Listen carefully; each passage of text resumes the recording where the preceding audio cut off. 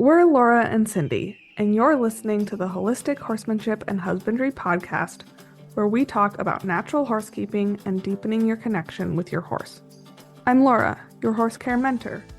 I teach natural horse management practices after working with over 200 horses and seeing how current industry standards are compromising the health of the horse. And I'm Cindy, your horsemanship mentor, offering a proven and unique approach to creating deep connections with your horses from 20 plus years of experience, including working with wild Mustangs. If you enjoy this conversation, please leave us a 5-star review wherever you're listening to us so we can get this podcast into the ears of more passionate horse people. In this episode, we're going to be exploring what does it mean when my horse is nuzzling, touching, pushing different parts of my body. Does it mean anything? Does it always mean one thing? What does it mean? So the first thing that I want to say is, if you're someone who carries a lot of treats or trains with treats, which I've been known to do, your horses will soon learn to start frisking you. And how to determine what it means when your horse is coming and actually having that tactile contact with you. You have to take into consideration, what are you seeing? What is their body language saying? What are their ears doing? What is their nose doing? You know, are they relaxed or are they focused and driven and pushy? Because that's going to help you in your exploration of what it really means. Mm-hmm.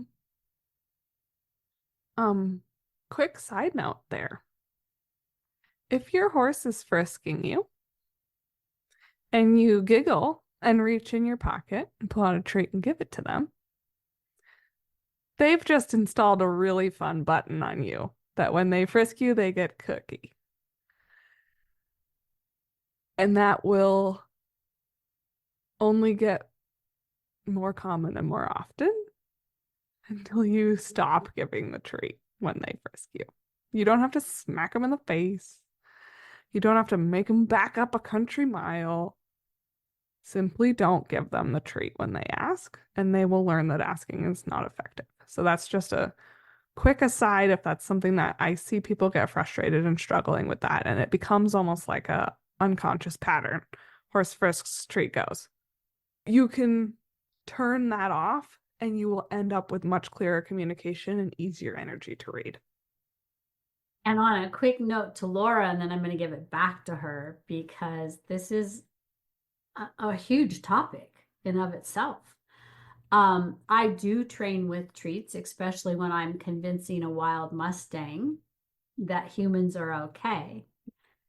And I have a lot of people who say, don't train with treats because then your horse is frisking you all the time and you can't get them to stop. Well, to me, as the leader in the equation of the partnership, it's up to you to set those healthy boundaries. And it's up to your focus and your feel and your intention, like Laura was saying, to let them know when it's appropriate and when it's not appropriate. I teach all the horses that I give treats. I offer my closed hand with the back of my hand to them and tell them to touch it. Once they touch it, then I flip my hand over with the cookie in it and they get the cookie. So that is one way to help you prevent creating that really hard to break habit. Yeah. Now, let's go back to what is my horse saying? People get muddled up because of the traditional horsemanship, or maybe it's natural horsemanship, but just the very commonly held belief that if your horse enters your space in any way, they're trying to move your feet and disrespecting you. And there are certainly times when a horse might try to move your feet. And it might be disrespectful and it might not. I kind of think horses don't know what disrespect is, and humans created that, but that they might be purposely trying to move you or they might not. There's also times when your horse comes into your space because they love you and they're showing you affection and they want to say hi. And if you shut that down, you are missing out on the most magical part of being with horses, where they are communicating with you by sharing energy in a tactile way, where they're not touching you, but you can feel their touch. Maybe they're grazing you with their whiskers or just gently making contact with you with their nose. And that's how they communicate. That's how they show you, I love you. And if you don't let them, you're turning off an incredible two-way communication. So you have to work on developing your awareness and your understanding and your ability to read them so that you know if you need to set a boundary or if you don't, and you can allow them to communicate with you and show you love and affection in a way that's safe for both of you.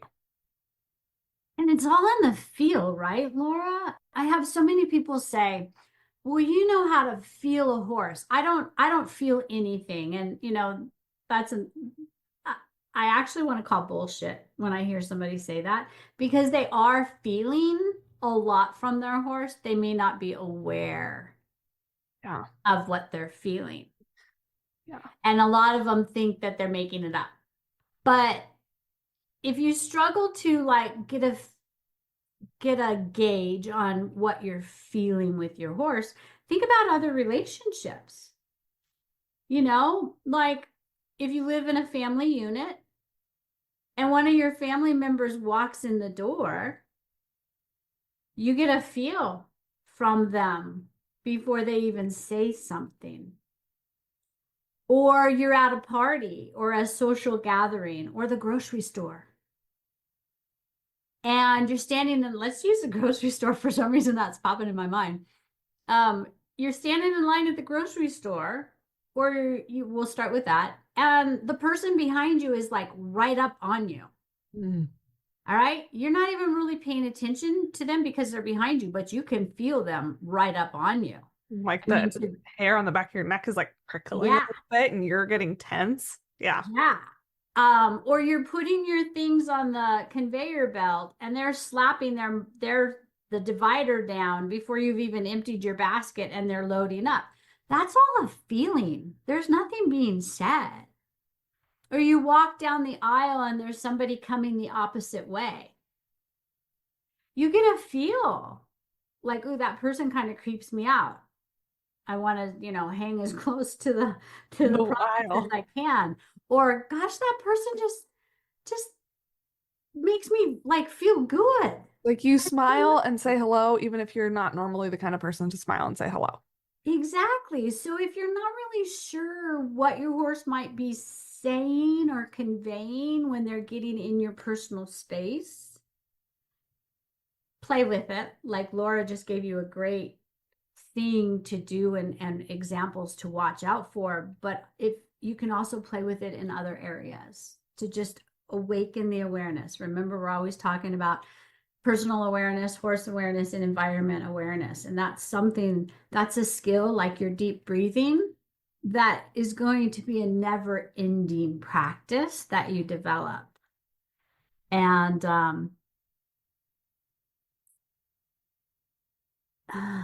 anything you want to add to that? Well, I think a really great example you mentioned, like people questioning, am I making this up? Well, next time you think you know something or understand something about your horse, and then that questioning comes in, stop everything you're doing and watch and really like ask, why did I think that? What feeling was I getting? What energy was coming off of them? What body posture or facial expression backed up that energy and gave me that feel? And then you'll really be able to answer the question. I can't answer the question for you because we have talked before about toxic subconscious patterns where you assume your horse is going to do something and so they do it. And it might be that. Or it might be, ooh, you got a very real feeling of information in real time. And there was lots of data there to back that up. And the more that you open that awareness and ask that question, the more you can identify those toxic patterns and start rewriting them. And the more you can support your horse in real time. Yeah, very good point. I also, I watch people when I'm at other barns and I'm waiting for my lesson if they're not ready when I get there, and I'm just kind of watching and observing other people. And there's a lot of people interacting with their horses and like having a conversation with them and like, wipe that look off your face. I'm Mm, only trying to brush your forelock. Stop that. So that's a feel, right? They're reading and feeling their horse. Um, there's other times where their horse moves into them and they either turn and give a hug or they kind of elbow them and say, back off. Those were feels. mhm, They could feel the difference. So those are some of the very generic herd dynamic-y things. But now we're going to go deeper with you guys because this is a holistic horsemanship and husbandry podcast. So we've got to get that holistic part into it. And this whole episode was inspired by Laura and I both seeing lots of comments on some of the Facebook groups that we belong to about my horse keeps touching me with their nose. Is this affection? And for Laura and I, who are both energy workers, um, the answer is yes, a great deal of the time it is. And having done energy work, we both work with the chakra system, which are 7 power points, energy power points in the horse and the human. Now, it's only been up until the last, maybe within the last 10 years, that we energy workers have really started focusing on those 7 chakras within the horse. But if you want to know more about it, comment in the show notes below, and we'll do a whole entire episode on that. But right now we're just touching it. We're going to touch on the human. The human has 7 chakras, one at the top of their head, which is the crown chakra, one in the middle of the forehead, which is the third eye, one at the throat, which is the throat, your heart, which is your heart chakra, the V in your rib cage, right there in that opening of that top part of the V of your ribs, where your diaphragm is, that's the solar plexus. Your belly button below is your sacral, and down where we sit on our horse, our genitalia, I guess, is what we call the root. So when we're working with people and their horses or just observing, I'll use a session that I'm working with a person and their horse, and there's, say, some kind of disconnect. And if I see a horse continuously going up and touching somebody, touching their person on their heart space, and I work with women, so it's like right at our breast. And they're not, sometimes they will push. I have seen them like push politely, but most of the time they'll just come and either rest their muzzle right between the nose, the nostrils on their heart, or they will rest their forehead on their heart. And a lot of time it will make women uncomfortable and they will push them away, which is telling me the body language of that person is feeling vulnerable without even knowing it, that they're pushing on their heart space. Their heart space is how we send and receive love and communication into the world. So when our horses are touching our heart chakra, they're either connecting deeply or they're telling us something about, let me in, open up. Your heart is breaking. mm. Talk to me. And if I notice a horse do it once or twice, I take note. But if they keep coming back and doing it, then I want to explore that. I've also see them touching the belly button Mhm. and touching the belly button and people pushing away. And why do they keep doing that? Or they'll, you know, how when you watch horses grooming each other, like Laura was talking about how horses, you know, want to stand close to you. And sometimes we're taught to not let them in your personal space unless you invite them. But if you think about two horses that are bonded and they're standing out in the pasture, they're standing very close Yeah. together and they swish each other's faces with their tails and they'll groom each other's withers and they'll nibble on each other's faces. And I have seen horses that have had injuries where their true buddy comes over and literally like massages it with their lips or gently does that biting, you know, stimulating the blood supply to that area. So, when a horse wants to stand close to you and starts touching you like that, again, watching the body language, that's a huge compliment. Huge. And it's a great opportunity to check into that space and think, how do I feel? You might feel tension, or you might find that your heart is truly wide open Hmm. and your horse wants to be there. I just want to remind everybody, if you haven't heard us say this before, and if you don't already know this, this is powerful information. But a horse can feel a human's heartbeat from 4 feet away. And the Heart Math Institute, Heart Math, one word, Institute in Berkeley did a study years ago now where they put a person in a round pen sitting in a chair and they had them hooked up to a heart monitor. And then they hooked a horse up to a heart monitor outside of the pen where they couldn't see the person. And they got readings on both hearts. And then they let that horse come in at liberty with that person sitting in the chair who was just calmly breathing. And within 5 minutes, that horse matched its heartbeat with that human. And they did it several different times with several different horses and people to make sure that what they were getting was true. So they're energy beings as we are. They know it, they live it, they understand it. We're learning. Yeah. It's crazy how that is becoming like old news. And I don't say that in like a condescending way, like if you didn't know that, you suck. But like It's we exciting. it's exciting and it's well accepted and it's well respected now. And when it came out, it was blowing people's minds. But what I personally believe, and this is entirely an opinion, and I don't know that science will ever be able to prove this, but horses are just such incredibly powerful energy conduits. I don't think I told this story on the podcast yet, because it happened fairly recently, a couple Sundays ago. I'm walking back through the pasture, and one of the horses came up to me and asked me for some energy work. How did they ask you for energy work? He entered my space. I was walking out, and I felt a little boop from behind, right in the small of my back.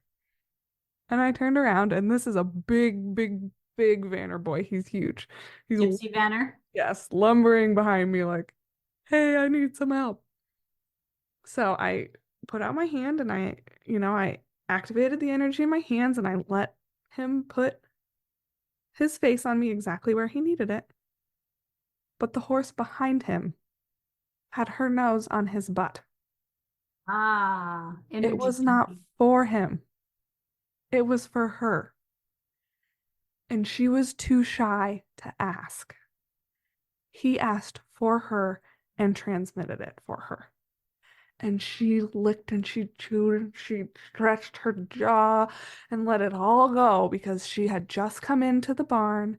She hadn't had proper dental work. They got it all fixed, but that left her whole face tight and sore, and she needed help. And he asked for her. Very cool. We have not even begun to touch the powerful energy teachings that these guys have for us. But I would never be able to have that experience. Being able to gift that to them and facilitate for them and have them teach me in return is like life's greatest joy for me. Just amazing. I walk out of the pasture just freaking dumbfounded, and Quinn's like, yeah, okay, lady.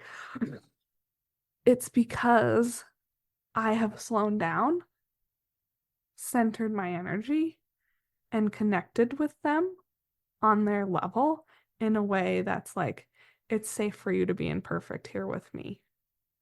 I show up as the best I can be in this moment, and you show up as the best you can be in this moment.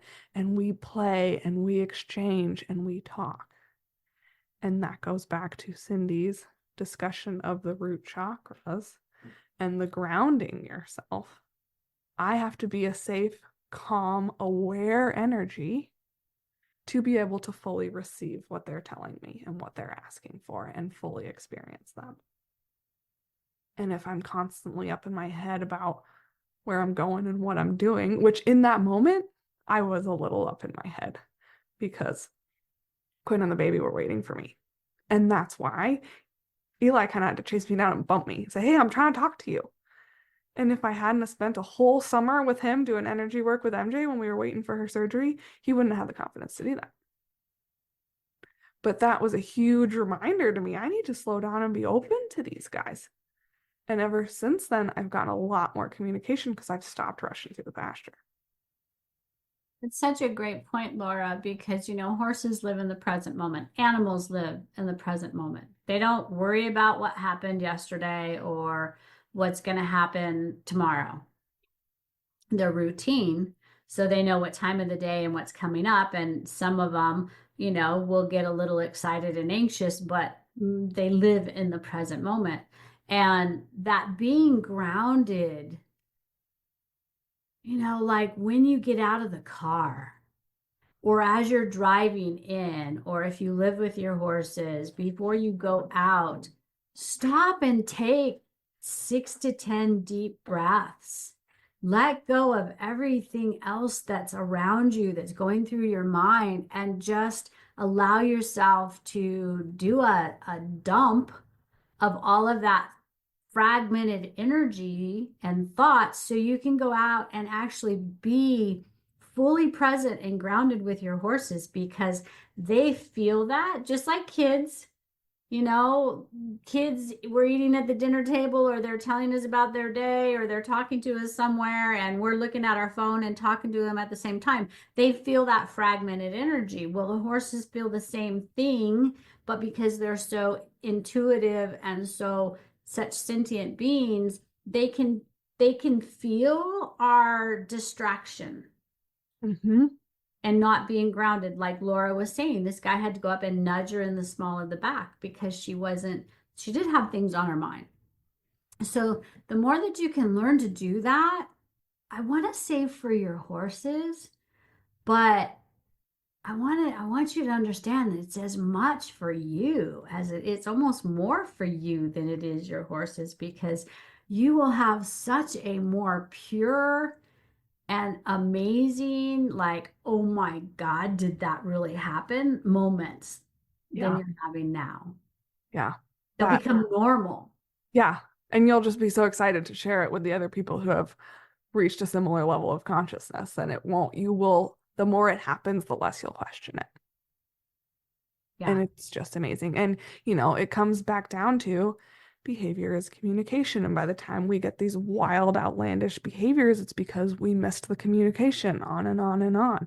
And when you're on this level of the energetic flick of the ear and look in the eye is the communication, you pick up on it immediately, your horse will not escalate into those big, scary, massive behaviors because all of the communication happened and you just didn't understand how to receive it before.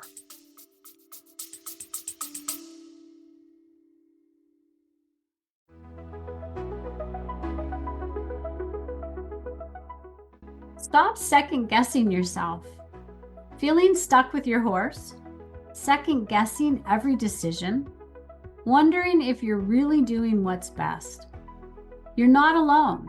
Most horse owners unknowingly make mistakes that lead to frustration, resistance, and even hidden health issues.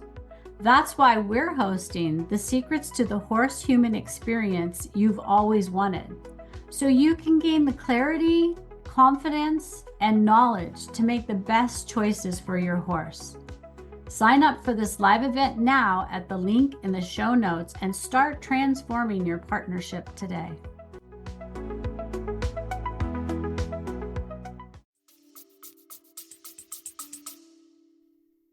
And the more that you practice this stuff, horses don't just come up and touch human body parts. They will focus and fixate on each other's body parts or even their own. If they're constantly swinging around and chewing on their belly or constantly bending down and rubbing their jaw, we, to the average eye, go, oh, he's just scratching his face. But if he's doing a lot of it, he could, one, have something stuck back there, like food particles stuck back there, or they could have a bad tooth, Or like a stick in or the roof of their mouth. a stick up there. They could have a sore TMJ. Mm. For those who don't know, I want you to understand that your horse's jaw begins at their lips and goes all the way up to the base of their ear. Their TMJ, which if you look at ours, our TMJ is right at the base of our ear, straight in front of our ear. It's the same for the horse. So if the horse is rubbing his head a lot near that TMJ area, he could be trying to tell you that he's got some discomfort there. So I have seen horses fixate on people's body parts, like their shoulder or their knee or their stomach. And I'll start to ask questions, and it'll turn out they've got arthritis, they had a knee placement. The one of the posts that sparked this for Laura and I was her horse kept going towards her belly, and she wanted to know if that was affection, and she didn't share any more information. And I mean, she did, like how long she's had the horse and blah blah blah. So I said, he's touching on your chakras, and you know could be trying to tell you something's going on. Well, then she responded that she was 3 months pregnant. Yeah. And so that horse can feel that new being. And remember, horses can pick up your heartbeat from a long distance. 4 feet away. Yeah. 4 feet away. I wanted to go miles. I knew that wasn't true. 4 feet away. The reason I stumbled on that is because I'm thinking this even deeper at this moment, and I'm going to let Laura take this over because she just experienced it. But I hadn't thought of it this way, right? They can pick up my heartbeat from 4 feet away. So imagine you've had this horse. I think she said she'd had him for 3 years. And all of a sudden, this horse is picking up 2 heartbeats. Mm-hmm. And I just get goosebumps when I think about that, because I forget how soon it is that the ultrasound you can pick up the heartbeat, but it's really soon. Yeah, and I think you have a fully formed heart by 3 months. Okay. At first, it's just cellular activity, but you have a fully formed beating heart by 3 months. And they can even feel that cellular activity going on. Yeah. Because they're already used to how your energy feels, especially the longer you had them, the more they feel it. That's why they can pick up stomach aches and colds and cancer and all kinds of stuff. Dogs do the same thing. Cats do too. But how amazing is it to think about they can hear your heartbeat 4 feet away, and now all of a sudden you've got 2. Yeah. And because Laura's got an 8-month-old amazing little girl we love dearly, I'm going to let her share about MJ's experience with that whole energy thing. It was a whole herd experience.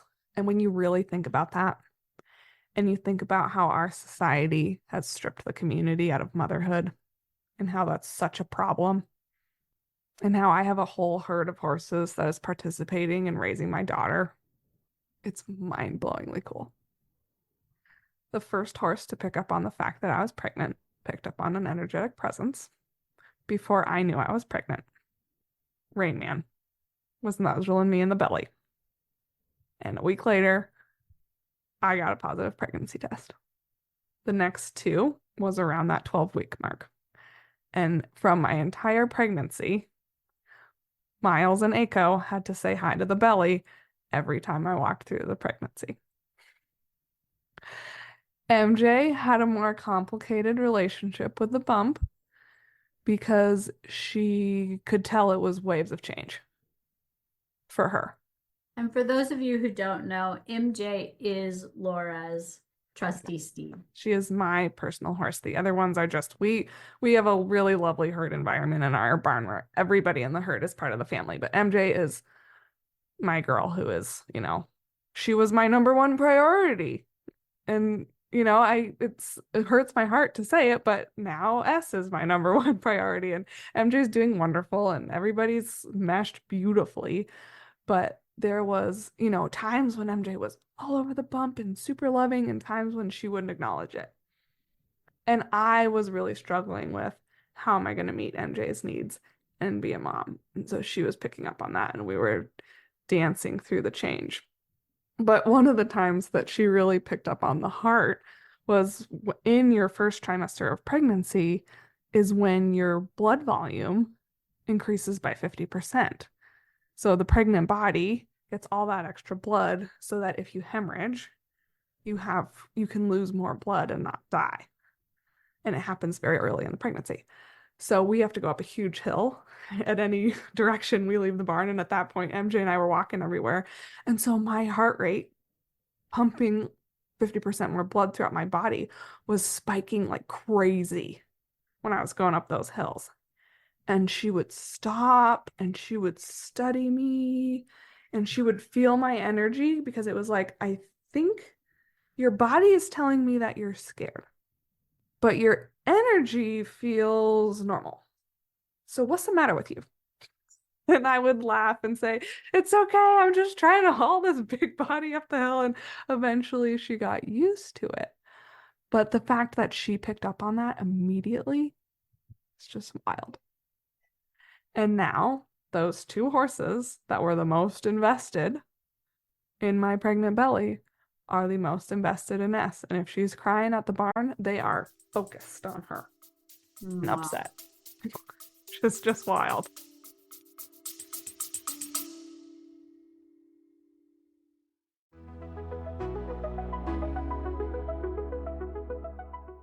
Is your horse trying to tell you something? Your horse is always communicating, but are you listening? If you've ever struggled with tension, confusion, or resistance, it's not random. Your horse is trying to tell you something.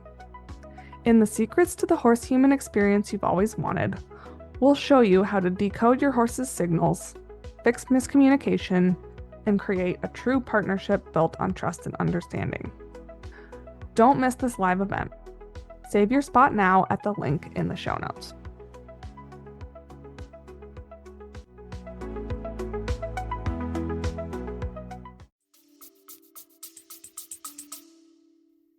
That's pretty amazing.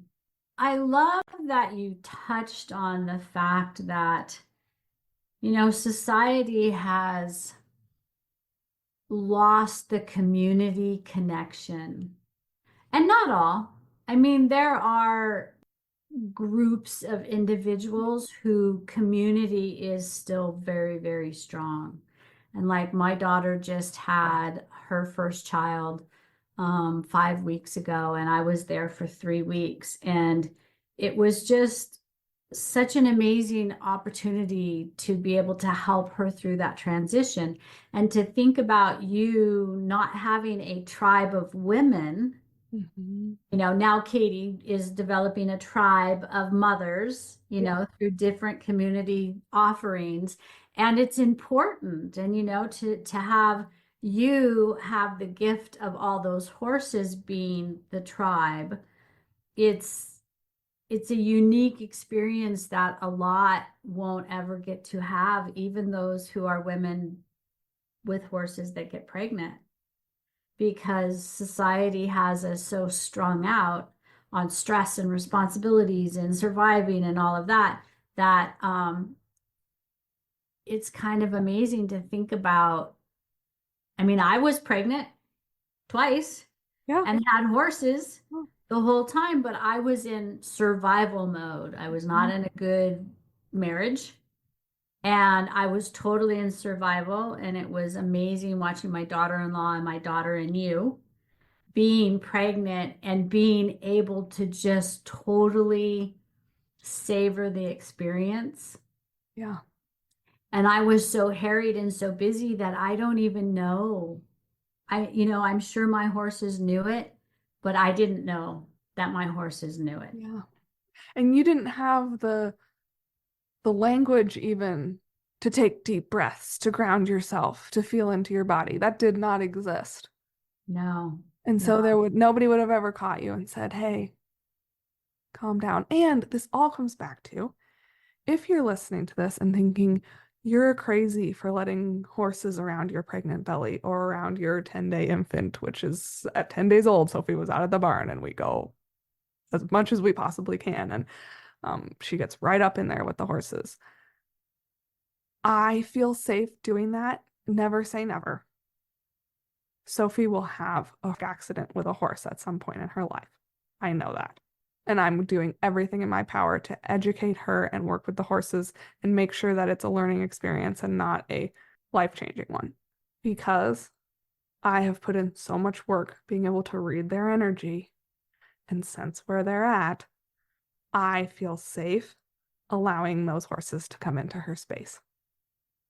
As well as you're going to naturally teach Sophie the same thing because she's been with those horses since she was 10 days old.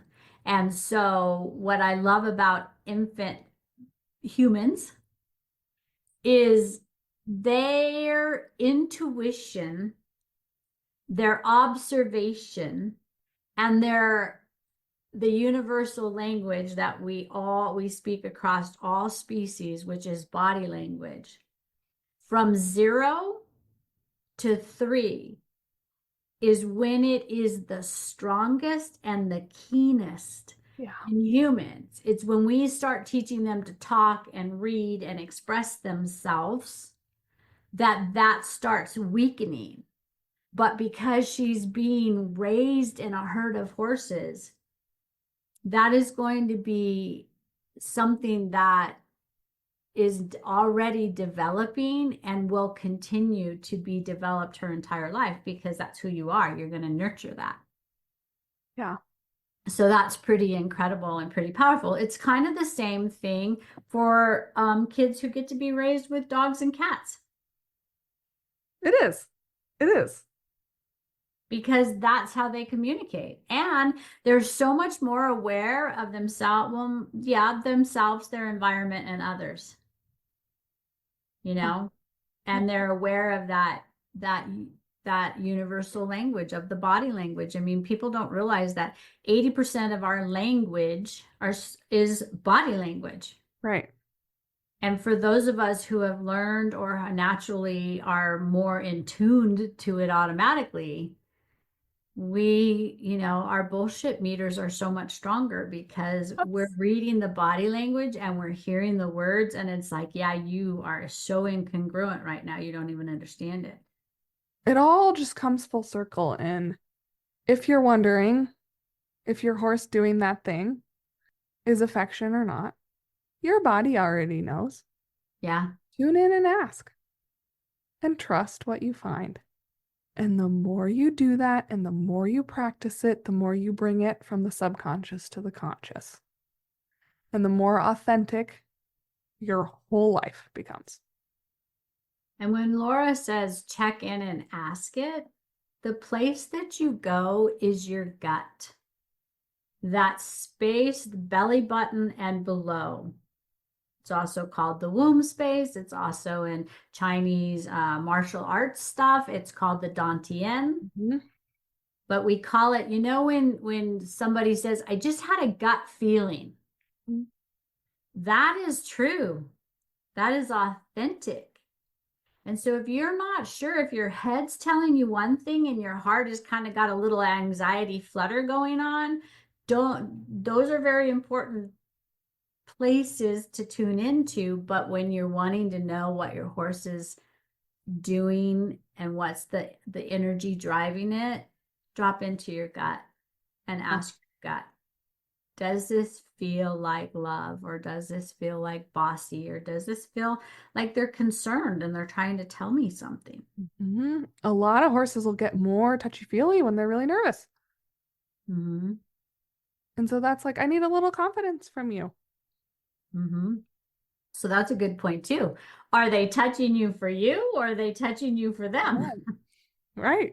And you mentioned sometimes somebody, oh yeah, I have arthritis in my knee. Let them work on you. Mm-hmm. They love it. It's Mm-hmm. their way of giving back to you. And you will be amazed at how tension will melt out of your body when they do. Don't try to overthink it. Just take those deep breaths down there into that lower dantian and let them lip on you, share that energy. For those of you who this is a stretch, I say yay. Yeah. I'm glad you're still Congratulations. And listening. I'm I'm glad you didn't glad you turn this off and listened run. through the whole thing. But what I also want to share with you is, if this is a stretch, you're not really all that familiar with the concept of energy work and energy feel. Um, and you're open to it. The awareness, I hope we've awakened in you. For you, if your horse is touching or kind of getting in your space and it doesn't feel like they're being pushy or rude or in danger of hitting your head with their head, I mean, there's that factor that we always have Yeah, to we don't think, want you to get your teeth knocked out. or knocked unconscious like I was. Um, Hopefully this episode will help you to go, oh, maybe they're trying to say something. What if I just take like 3 or 4 deep breaths and quiet my mind and just be with my horse? Don't try to figure it out. Don't try to, a lot of the times we want to touchy feely them because we're nervous with our energy because it's something might be, just take it as an opportunity to take some nice deep breaths and stand in the present moment, silent with your horse. And that's one of the greatest gifts you could give both your horse and yourself. Mm-hmm. And it's totally okay. You might need to take a step back and then take your 3 deep breaths. It's okay to set an energetic boundary of, you're going to knock my block off. So I'm going to step back, or maybe even put a barrier between us. And then I'm going to stand back and I'm going to take my deep breaths and I'm going to allow you to connect to me. And I'm going to observe you in a way that feels safe so that I can have all of my senses tuned into you and fully feel.